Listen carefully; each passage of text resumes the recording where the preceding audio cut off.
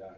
Now these shoes, for anybody that's a Jordan fan, the 13 lows, the asymmetrical collar on the Jordan CP3.4s is modeled after. That's your favorite shoe, if I'm not mistaken. Right. In 13s, they came out, I think, when I was in the 6th grade, and somebody stole them. I went to go play intramural basketball, and I came back up, and they were stole out of my locker, and I'll never forget because I got one of the worst butt whoopings ever. I got whooped because somebody stole my shoes. And now you have some of the design from your favorite shoes in your own collection of shoes now. How important was that to have it in this shoe? What, this is your 4th edition, but you've probably been thinking about those shoes ever since the 6th grade. Oh, yeah. So why include that in this process of the design of this shoe? Because it's part of who I am. You know, I've been with the brand since my 2nd year in the league, and you remember I probably didn't get another pair of 13s until, when was that? Like my 4th year in the league or something like that. What day you got the blue ones? Yeah, the blue ones gave it to me. Yeah, it was crazy, and I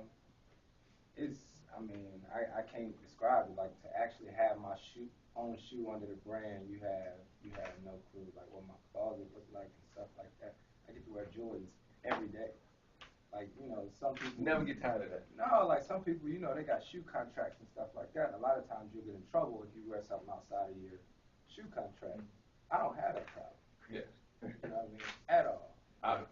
I was amazed when I saw the bowling shoe. I don't know where that came from, but they got a lot to do with that guy. Yeah, Jordan about to come out with church shoes and everything. Church shoes. Everything. All right. Well, do you get insight from MJ himself? Yeah, definitely. I was at the Jordan game. What year was that?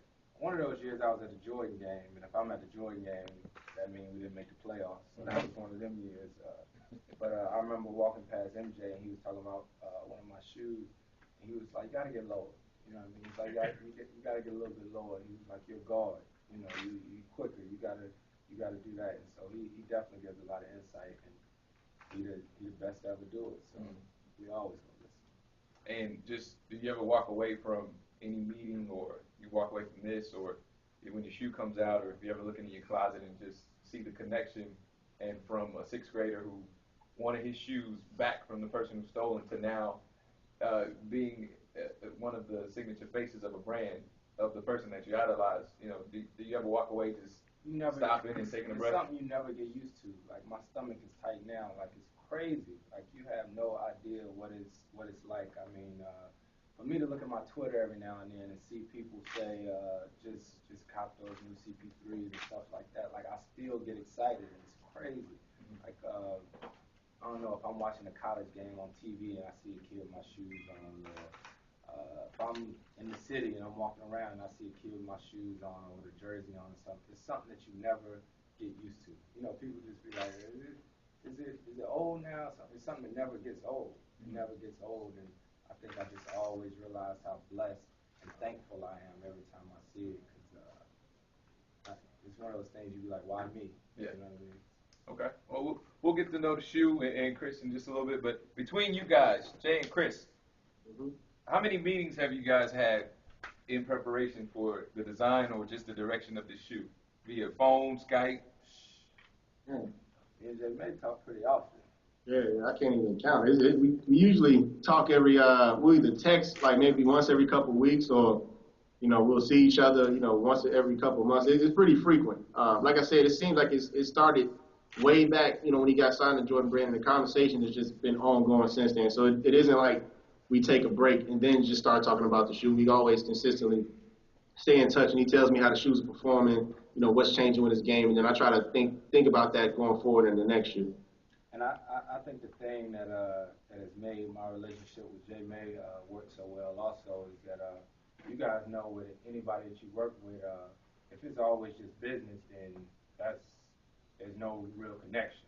You know, the thing about me and Jay May is we talk, you know, holidays, not holidays. It doesn't always have to be about the shoe. You know, I could have a good game or something like that. Jay May texts me, great game last night, stuff like that. And I think that's why it's worked so well for so long, and that I know he always has my back, and he's more than just the designer of the shoe. You know, that's my friend, that's my guy. What's the weirdest thing Jay has ever sent you that you just had to just ask him, like, what were you thinking? Or, I don't get it. Or, looks good, but let's think about this. No, Jay one of them people that's very artistic, so he come up with some wild stuff, man. Jay, chime in if you know. He come in, I ain't no crazy, but I mean, one of the most interesting things he gave us was those 11s. You know those 11s? Yeah. One like AU and CJ. Yeah, he gave me and my brother a pair of 11s, and I got them in my closet. Okay. Got them in my closet at the house, and y'all know the 11s, the all white 11s, the patent other ones or whatever. But going around it was a design, and if you just look at it, it just looked like just any kind of design. But the colors of it, you know, and I looked at the colors, and initially it didn't mean anything until he explained it to me. Where did it go? It went from green to like black, gold, and then to like purple, something like that. And it was basically the evolution of my basketball career. You know what I mean? These are some 11s that you're not going to find anywhere, guarantee you that. And it was, you know, for me in high school, which my colors was green and gold, to Wake Forest, all the way to the NBA. And then it had that blue on it, real white blue on it too, for the USA team. So. Very creative. Well, thanks a lot, Jay. Stick around. Don't go nowhere yet. You might have to be late for that class. Yeah. Let's hang out for a little bit. At this point, we'd like to open it up from questions for you guys, for Chris. Anybody? How many pair of sneakers do you own? Like, total from the Jordan brand?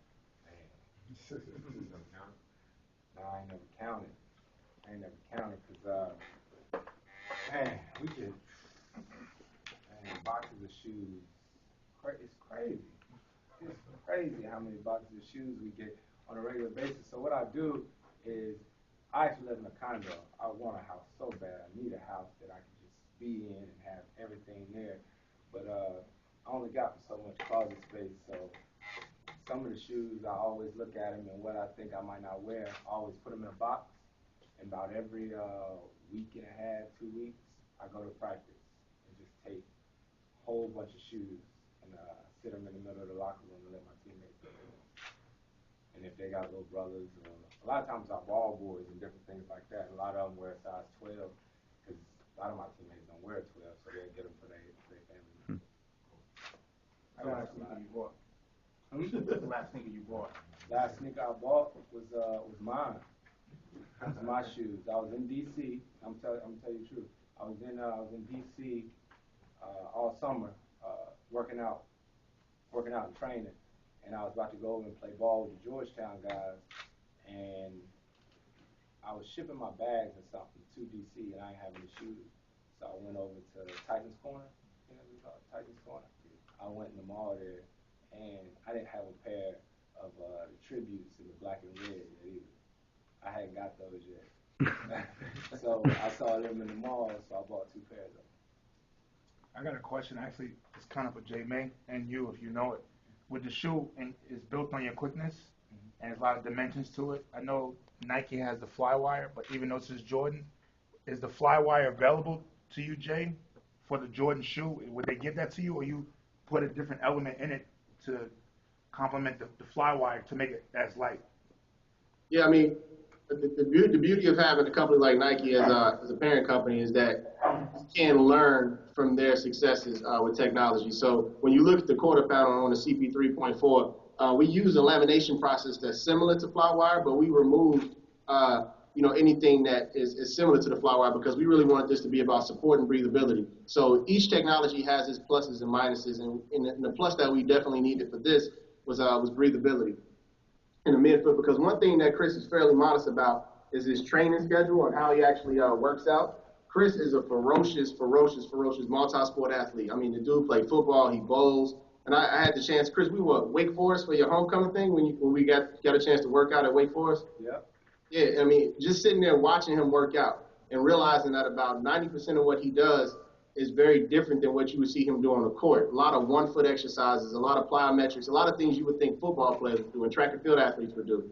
And so this shoe in particular, we broke it down into zones. So you have training elements in the heel, with heel support and locking you down. Then in the midfoot, you have elements that you would typically see in lightweight running, and then on the forefoot, you have the business end of the shoe, which is all about Chris's performance and cutting when he plays basketball. So we really try to leverage, the collective mindset and the collective, breadth and depth of the technology from Nike and Jordan, and really create something that is a hybrid basketball shoe to complement Chris's training and his playing game. And it's crazy. I see you messing with that little thing right there on the outside. Like it seemed like it's just there for no reason. Yeah, it's crazy when whenever they bring back the reports of the guys that's on campus that are trying my shoe basically before I try it. You know what I mean? That little close. I don't know if y'all ever seen it. Like they have like that up close video that just shows like their leg, whatever, and it'll show how their foot maybe rolls over a little bit too much or something like that. All that plays a factor in how quick I can get off the side of my shoe. You know what I mean? It's like playing a video game and having a cheat code. Any other questions? Yeah, I have a question for Jay. Jay, I noticed that the traction pattern comes up higher on the midsole, on the medial side. Yep. Which you don't really often see in sneakers. Yep. So why does that traction pattern come up so high? What performance aspect or attribute does that help? Fullback crossover. Yeah, that fullback crossover is vicious, whether it's on PlayStation or Xbox or in real life. That's just a nasty crossover. I mean, when you think about Chris, like I said, he's a motorcycle amongst cars. When you look at motorcycle tires, the tread runs up the edge because most of the time those guys are banking around corners. Right. Chris is always cutting on one foot. So, it was crucial for us to give him traction at any angle that he lands on with that shoe. So we definitely wanted to make sure that he didn't slip, he didn't slide, he didn't fall. And, like Chris said, sometimes it makes him stop too quick, but better safe than sorry. And the crazy thing is if you look at the process of the shoe, like if you look at that first shoe, my very first shoe, right there, when the game was over and stuff like that, because I stand up like, I'll drive a guy a lot of times, and I like do like this, you know what I'm saying? So I'm coming up on that part of my foot. So my first shoe, it really wasn't built too well for that. So after the game, it would be peeling off a little bit right there. And then the second shoe, we made it a little bit better. And then the third, and then the fourth it's there, So my game is real irky-jerky, like pause and go and stuff like that. So I'm playing, so I didn't notice it until Jay May, because while everybody else probably watching the passes and the shots is going up, he always looking at how I'm cutting and how my feet moving and stuff. These prototypes that you go through, like, you see it, you get it, but it's not ready, and then you put it on, and you go out on the floor. How many times how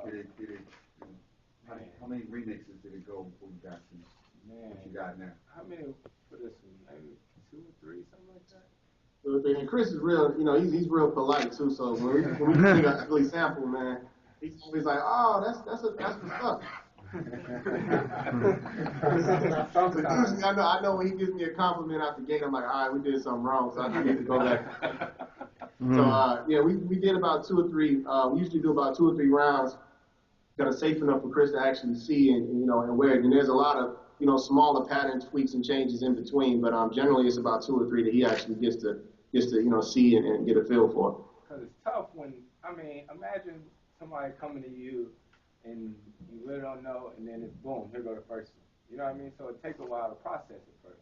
You know what I mean? It takes a while to process. So usually the next time I talk to him or something like that, it's like, okay, I like this on there, or different things like this. Like it's crazy with my first shoe, it was just about finished or whatever, and my college coach passed away. And it's little things that happen here and there, that you like, all right, I want this in the shoe.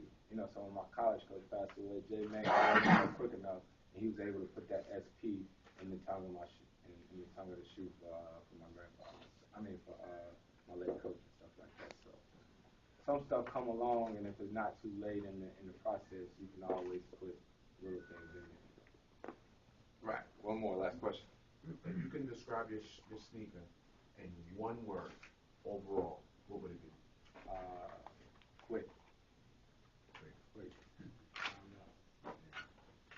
Or unique or something like that. I don't know. I think I'm most excited about this one because it's like I'm a little bit freer.